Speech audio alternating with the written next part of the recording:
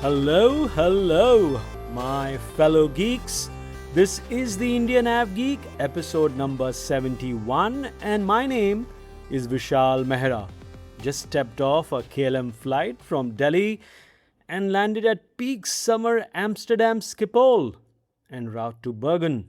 But while I navigate the European transit rush, the Indian skies are heating up even faster. A very fitting waypoint to bring together two of aviation's sharpest minds. Our first guest for this very special episode is Behramjee Ghadially, a seasoned aviation commercial leader and route network planner. Alongside him is Sean Mendis, an aviation executive who has spent over 2 decades launching and running carriers, managing airports, and advising aviation stakeholders. Both of them have been on the show in the past, but this is the first time they are here together. This is just days, of course, after the industry wrapped up the IATA AGM in Rio, and as everyone heads into the 158th IATA slot conference in Bangkok, there couldn't be a better moment to sit down with two people who live and breathe capacity, connectivity, and slots. It's also the first time Behramji and Sean are sharing a podcast stage together outside their own show. So fasten your seatbelts for a properly geeky roundtable. Welcome, gents. Great to have you guys. Let's start with you, Behramji. India seems to be pursuing a multi hub model with Delhi, Mumbai, Bangalore all in the mix. Do you think that's the right call, or should we be doubling down on one dominant hub? The way Dubai or Singapore did in their early years. Is there a real risk that Delhi and Mumbai end up competing against each other as international hubs rather than playing complementary, differentiated roles? No, the difference between Dubai, Singapore, and the GCC hubs of Doha, Abu Dhabi is that those markets don't have a domestic market to feed their primary hub. Whereas India, countries like India, Vietnam, China, USA, and Canada, they have a massive domestic market. And the regions of those countries, east, west, north, south, are completely different market segments that cater to different markets worldwide. So for a country like India, you definitely need a hub in the north, which is Delhi, where majority of your migrants in Europe and USA reside from.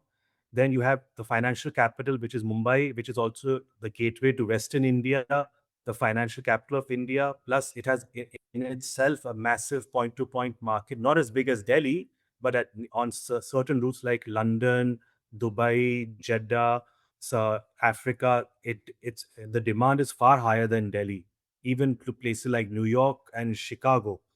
Then you have Bangalore, which caters to the southern market. Bangalore, in the last 20 years, as we all know, the yields have gone up, demand for business class travel has gone up, the city's economic growth has rapidly surged, and it's a very good niche market for southern India as well as uh, markets where an A321 or A320 can be used on medium haul routes because it cannot justify a wide body on many routes, but for the large narrow body, it is perfectly suited. And also now Bangalore, Europe has picked up quite a bit, especially for the European transit carriers, though the point-to-point market isn't so big except for London. But there are certain pockets where an airplane the size of a 787-8 can do well. So definitely India needs three cities to make itself a proper, powerful hub worldwide.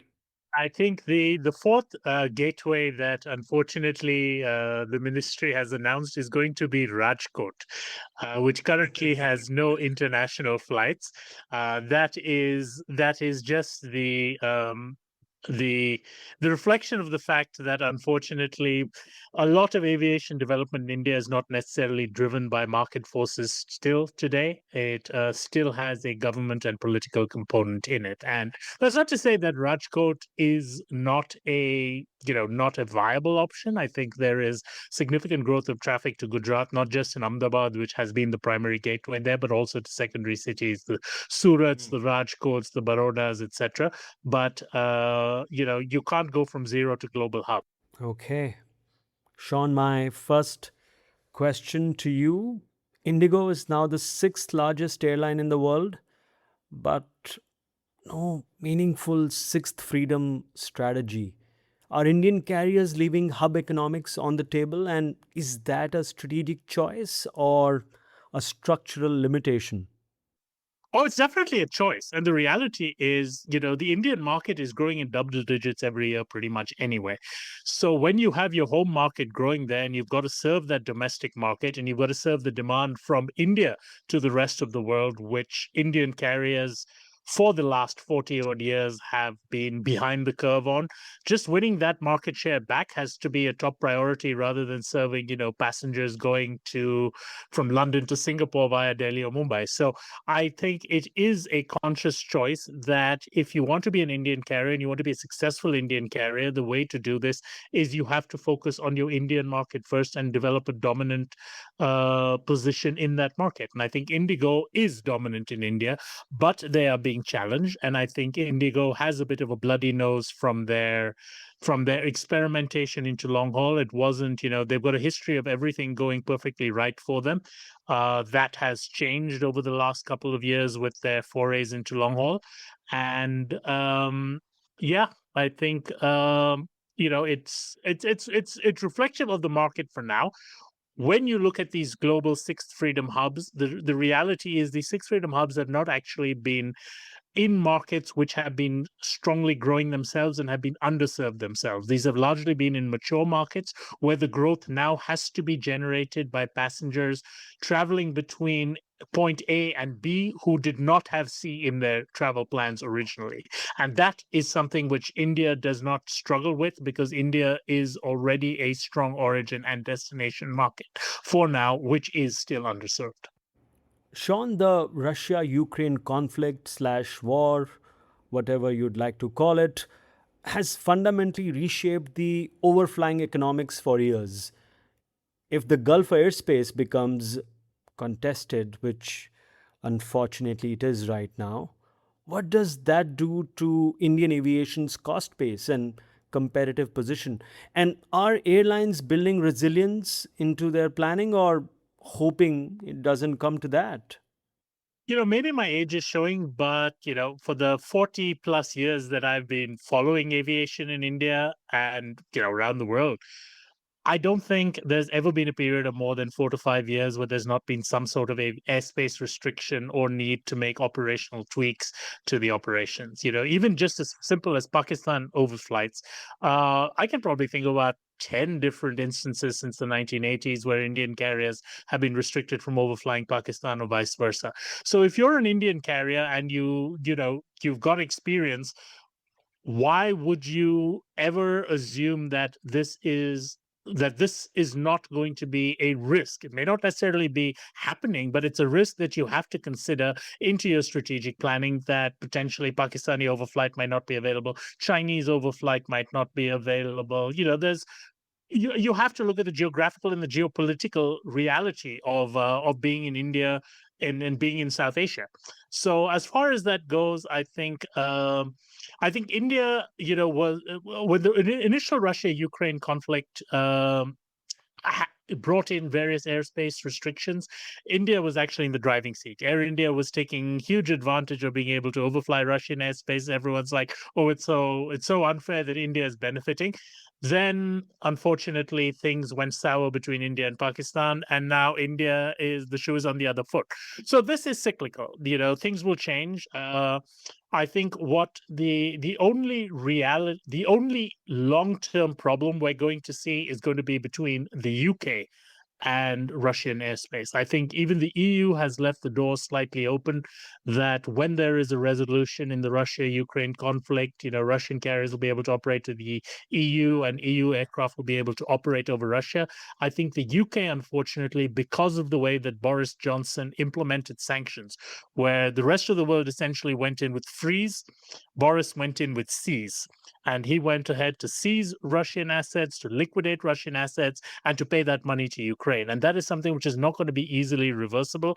And it's something which Russia, when everything settles down, whether it's this regime in Russia or a future regime, that's not going to be easily forgiven. So I think the UK will in particular struggle because of the Russia-Ukraine conflict. I think the rest of the world, even the US, Canada, EU, etc., will if not normalize, but come as close back to normal as possible. To look in terms of Aeroflot's Heathrow slots. Elsewhere in the world, the slots have been suspended. They're not allowed to operate there, but they still retain historical rights because they're being denied. Aeroflot's Heathrow slots were taken back and by order of the government were ordered to be redistribution with historical rights elsewhere. Another reason why the Indian carriers also have not made a massive hub and spoke business model is because, unlike the Gulf carriers and the Chinese carriers and the Vietnamese carriers, they don't have that much government support in terms of a treasure chest to fall back upon always.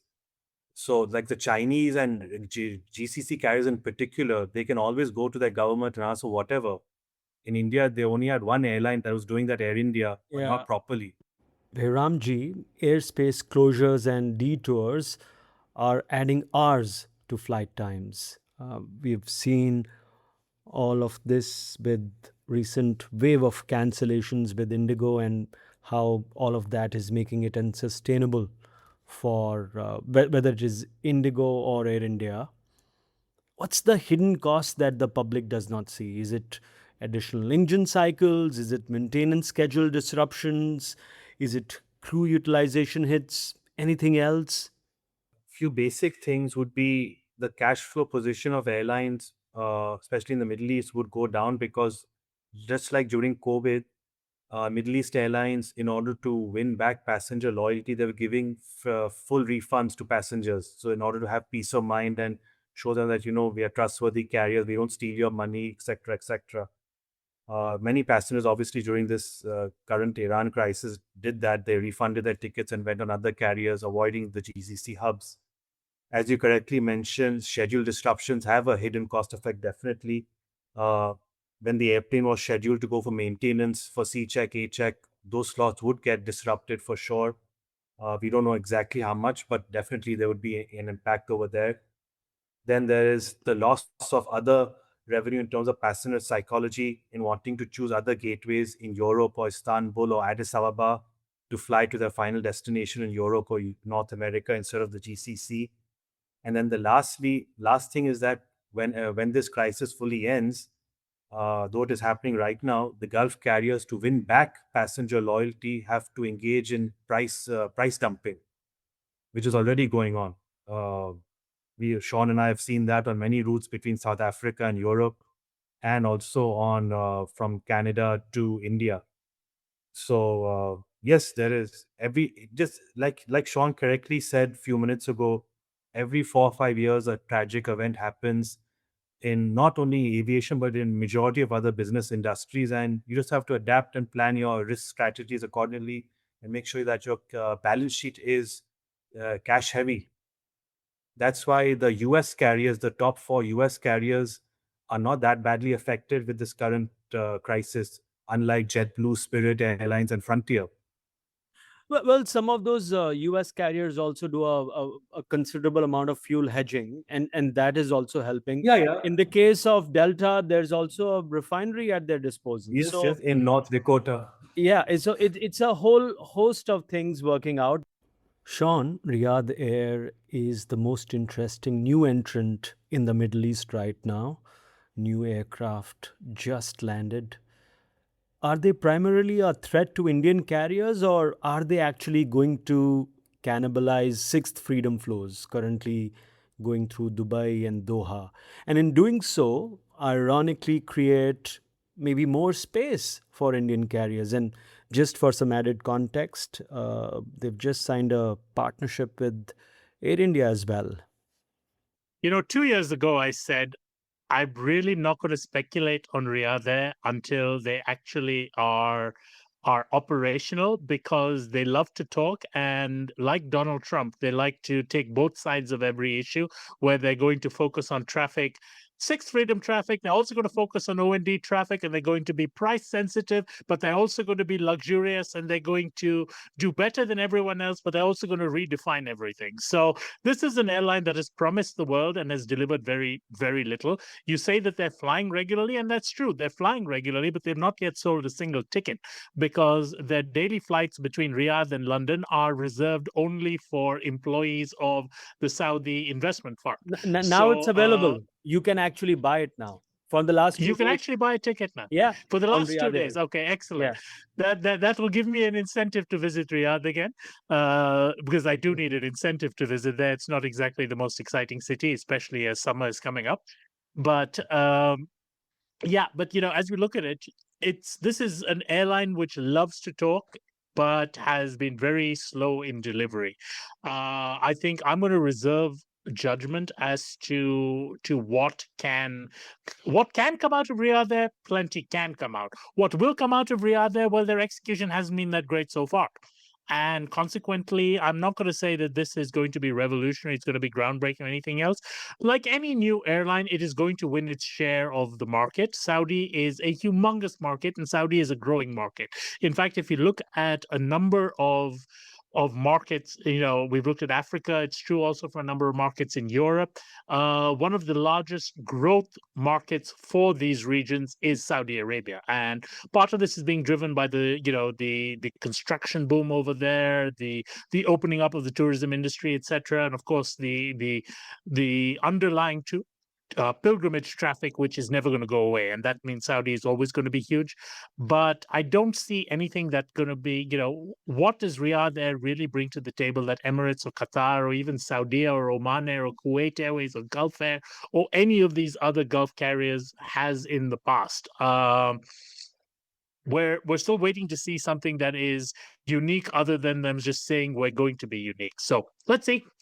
Before we move forward to Behramjee, quick reminder to all of you listening to this show, please follow, subscribe, like, whatever you would prefer on the app of your choice. Thank you. Back to you, Behramjee. There's a thesis building that Gulf hub supremacy may be peaking as P2P long haul becomes viable with the XLR and, of course, the 787. Do you buy that? Or is the ME3's network depth and the density of their connectivity, is that still too powerful to seriously challenge?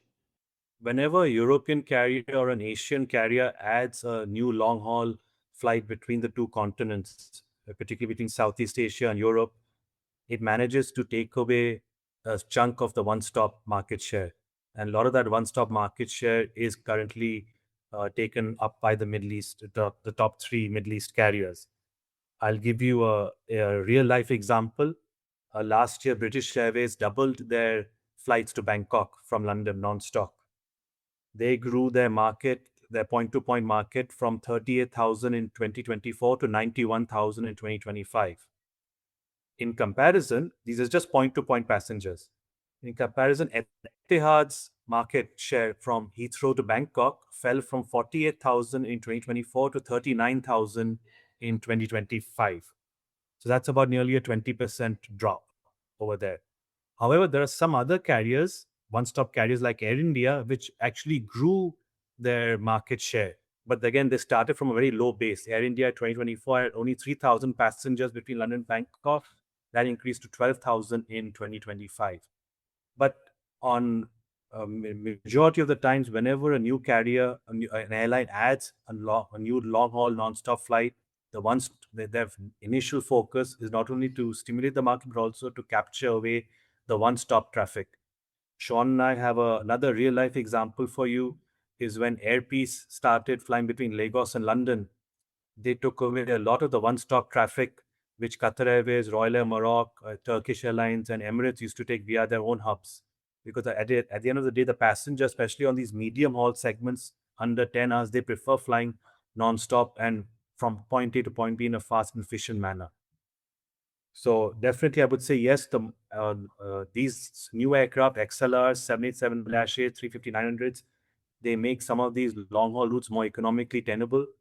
So will the Middle East hub effect drop? Not at all, because as you correctly pointed out, the network depth is there, along with the amount of frequencies per day, flexibility. And also remember, the one big advantage that the Middle East carriers have over the European carriers is that their year-end travel agency incentives is far more lucrative. Sean, the Gulf LCCs, whether you look at Fly Dubai or Air Arabia or Jazeera, they've quietly built very strong positions on India Gulf trunk routes. Should Indian LCCs be worried, or is the market big enough to absorb everyone? It's not even a question of whether the market's big enough. The point of a low cost carrier is that you're constantly growing the market. You're not saying this is the cake and we're going to cut our slices. We're saying here are the ingredients, we're going to bake a bigger cake and then everybody can have their slices. So an effectively run low cost carrier will actually stimulate the market enough that it really doesn't even have to rely on what the competitors are doing. It will be generating its own traffic from that. So I think that if a low cost carrier is run well, and again, we've mentioned some well run low cost carriers when you said Air Arabia, Fly Dubai, Air India Express and Akasa as well are relatively well run. And there are other so-called low-cost carriers which are woefully run and which we have also mentioned indirectly earlier in the program.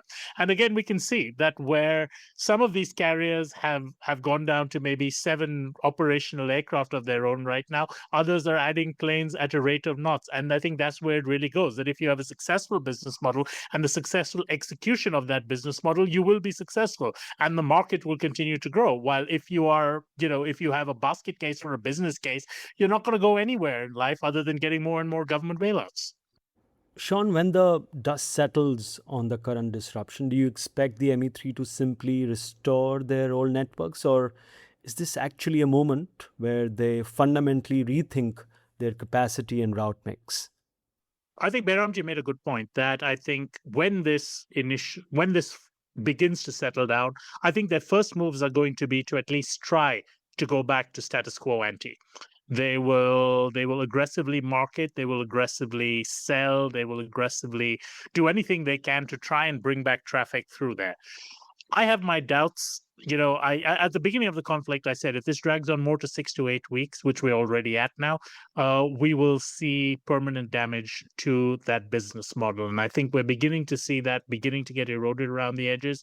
There are going to be people from Europe who will not connect via Middle East hub for the next decade or so, simply because they've seen too many Instagram videos or TikToks of people screaming and running away while missile lands at Dubai airport, which is obviously a big reason why the UAE has cracked down so much on social media sharing of these things, because it has a longer term impact.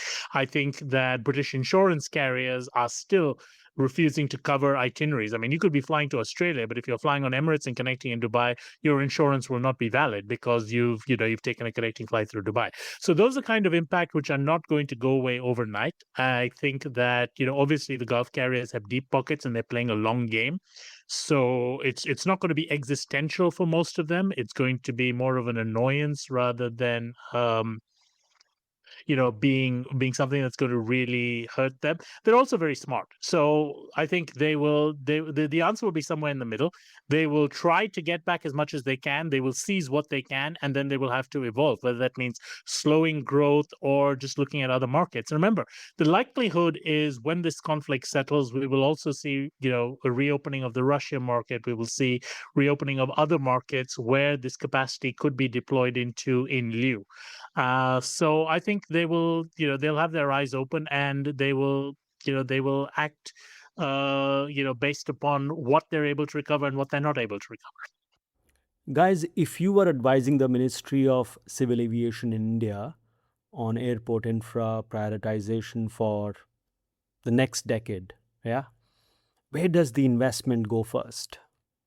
I would initially focus on Navi Mumbai because of the growth potential of the Mumbai Pune district in particular, and also because Mumbai currently needs that extra capacity. Right now, the limitation of the current airport are just too much. That is hindering not only the airlines growth, but also India's economic growth engine. Because Mumbai is, for all reasons, considered a primary gateway point into India, along with Delhi.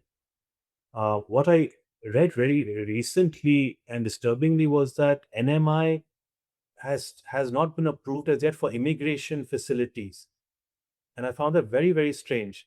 There was a minister or some Times of India newspaper or editor which said it'll take a minimum 1 year for the airport to get immigration facilities installed over there. Which brings me to Sean's earlier point in this podcast, so that is how can I put it? It's unforgivable that a country like India would take more than a year, knowing the timelines of NMI Airport, knowing that what it needs to become a big hub, that just to install immigration facilities will take so long. And so I would definitely uh, redirect that focus You've into been making you've been NMI. living in the West too much. You've been living too long in the Western world. The Indian bureaucracy moves with the priorities of the Indian bureaucracy and at the pace of the Indian bureaucracy. So that does not surprise me one bit. I would be actually surprised if it only took 1 year. So not only the immigration facilities, but also building a massive cargo warehouse at NMI, because that also is desperately needed, because Mumbai has a very good road network into Western India. Because once the airport is even at its 30% capacity, they need to be decent quality hotels nearby. And public So transport to the airport, most important. public transport. This is the point Oh. that I was going to make. Because if you're going to ask me, what is the priority for infrastructure? It's got to be better connectivity to the airport. Sean, Air India's international rebuild is the most consequential network story in Indian aviation right now. Are they sequencing their wide body strategy correctly according to you? They're going after the right markets in the right order. What do you think? In one word, no. I think we have seen an absolute dog's breakfast of strategy from Air India since the Tatas have taken over, where they gambled on ultra long haul routes where history and conventional wisdom tells you that ultra long haul is not a place you really want to gamble. And I think that financial results have borne that out in the in the last few years. The you know it's something that so many airlines have failed with all over the world many times over the years, that they tried to run before they walk. What Air India should have been doing is focusing on building up a stronger domestic network, a stronger regional network, and then using that to feed into their long haul network, and then only looking at ultra long haul, rather than talking about, I mean, fortunately, they didn't even implement all the nonsense that they were talking about Los Angeles and Dallas and all these other severely marginal routes that they simply did not have enough aircraft to reliably serve.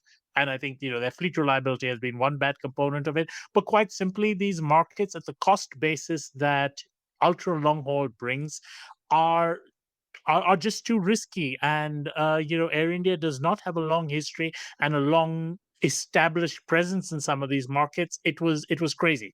So no, I think Air India has done a really poor job, and I think that's what's cost Campbell Wilson his job as well. And Behramjee, beyond the obvious trunk routes, which India origin markets are significantly underserved today? Where are you genuinely surprised no airline has launched yet? Manila and Taipei. And I've said this before many times on my LinkedIn posts. IndiGo made a big mistake by choosing Athens over Taipei or Manila initially. The demand from Manila to India is not only decent volume but also good yield. It's higher yielding than Athens and majority of Europe also. Taipei, surprisingly, is another hidden niche. Right now, no airline flies between the two countries non-stop. And it's about 160,000 passengers last year that flew between Taipei and India, out of which more than 70,000 flew to Bangalore and Hyderabad. So not only is there opportunity for Bangalore to Taipei on a 321 XLR, but also it can do it from Bombay and Delhi for IndiGo or even Air India if they get the XL. Well, Air India did order the XLR in the future. We do have reports that EVA Air would be operating to Delhi sometime soon within the next year. So that should do well for them. But another I'm market, surprised to hear that, Behramji, because Air India flies Delhi Manila. So what are you? Air India does, but Yeah.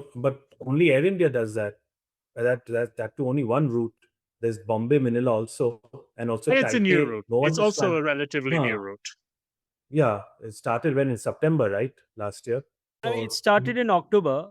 It's 5 times weekly. Huh. But yeah, around the same time. So apart from Manila and Taipei, the other route I would say is Seoul in South Korea.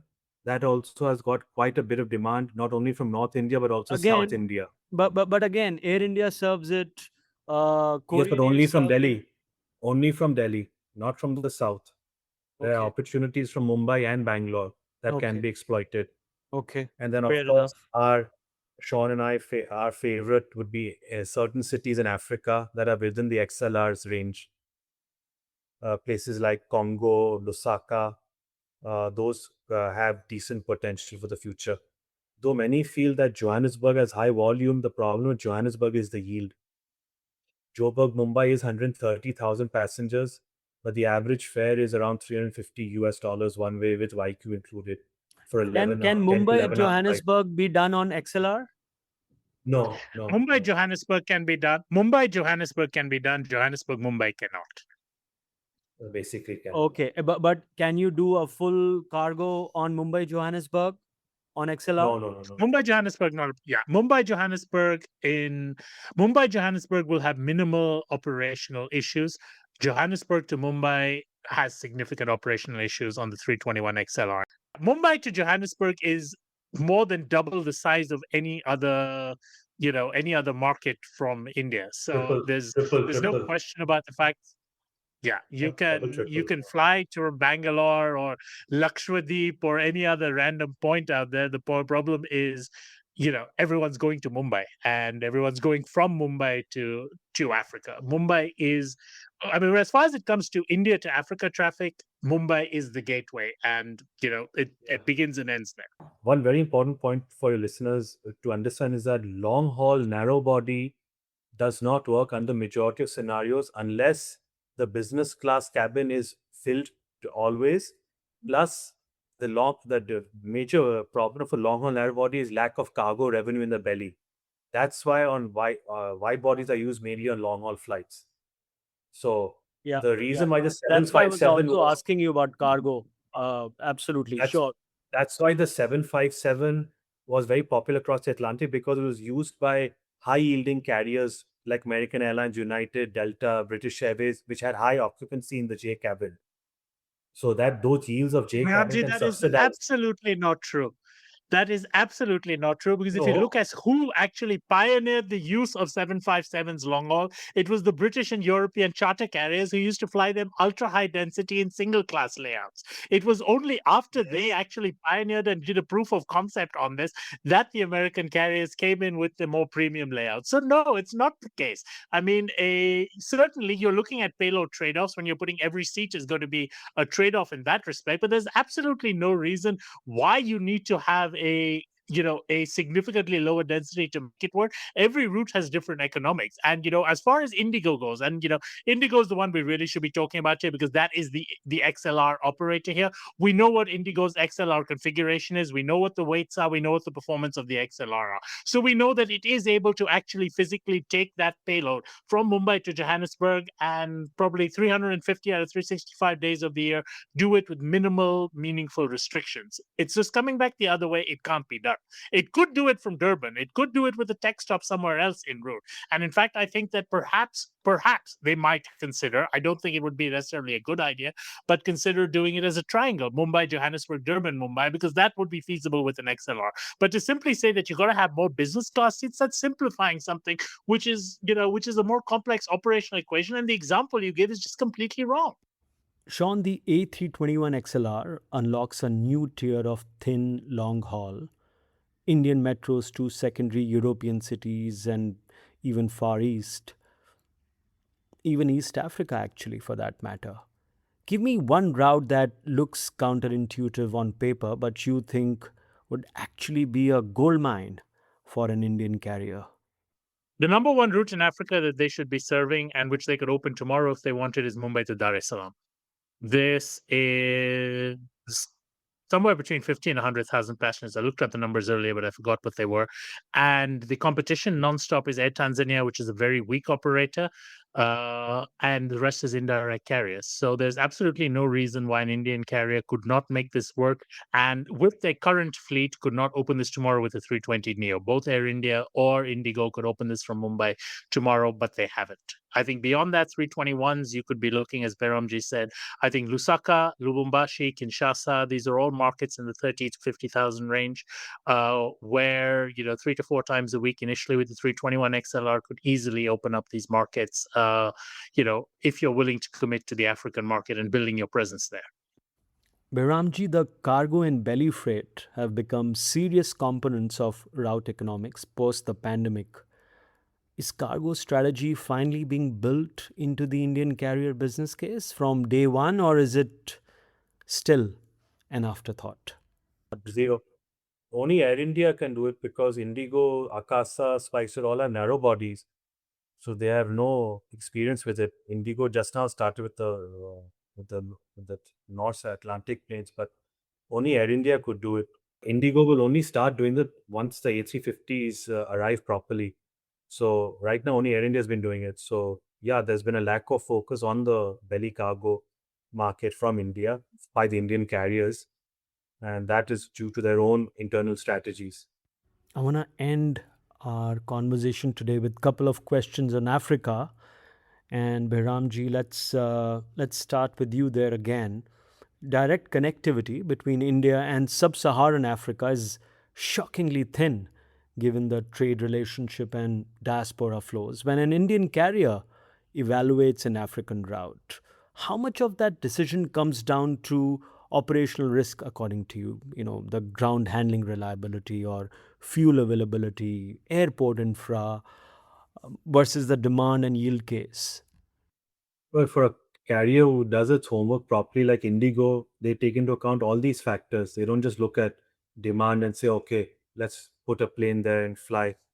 That the market thinking and the homework research that Indian carriers have been doing over the last decade, in particular with Indigo, and now on in certain aspects, Air India is far more detailed and extensive.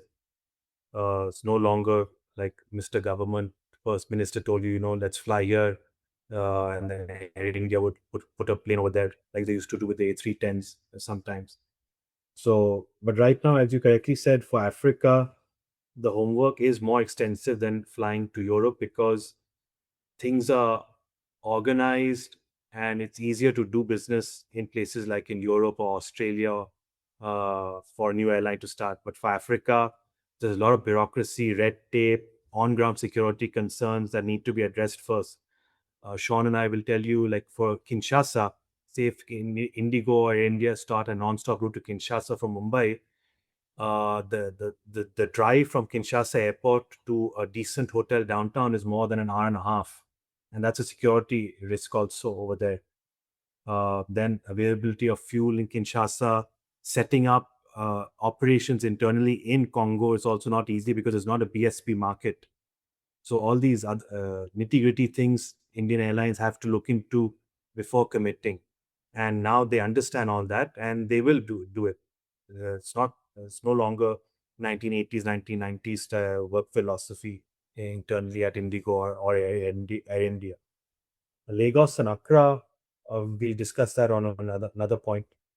But yes, Africa does have its own unique challenges for Indian carriers, and it's way more complex starting an African route compared to starting a European or a GCC route. And Sean, which African markets are most commercially viable for an Indian carrier in the next, let's say, 5 years? East Africa is the obvious starting point, but what about West Africa? What about Southern Africa? What's the right aircraft for those routes? I think West Africa, unfortunately, is going to be a bit too far for narrow bodies. I think your limit to that is going to be Central, Southern, and Eastern Africa. I think East Africa, as I said earlier, is already reachable with existing equipment. You could fly a 320 Neo or 321 Neo to the major markets in East Africa already. Southern Africa is going to require XLRs or similar. Central Africa as well could run these, and there are a number of these markets. There are markets which currently exist and which are growing. I think South Africa is going to become one of the largest markets from India. I think we are already beginning to see that in the last year, not even the last year, I'd say the last 6 months or so, since South Africa has gone to a much simplified visa policy for India. Now, the statistics, unfortunately, are only released on an annual basis, so we won't actually see them until probably this time next year when Stats SA finally releases them. But from what I've seen in terms of informal numbers from the South African side, there's been close to a doubling of the number of Indian tourists that they've received in the first quarter of 2026. And, I'll tell you, because I'm regularly flying into Johannesburg, and when you are stuck behind, India and China in particular are stuck behind an Emirates or a Cathay or Singapore Airlines arrival, because you've got to use the specific ETA lines, you can be stuck there for 2 hours at times with the number of Indian and Chinese passengers that are coming through. So I think South Africa to India is going to be a market that really has a lot of potential, and that, as I said, airlines are going to have to find a way to serve that market efficiently to compete against the plethora of Sixth Freedom operators, whether it's Uganda Airlines, Air Tanzania, Ethiopians, Emirates, Etihad, Qatar, you name it, Egypt Air, Turkish.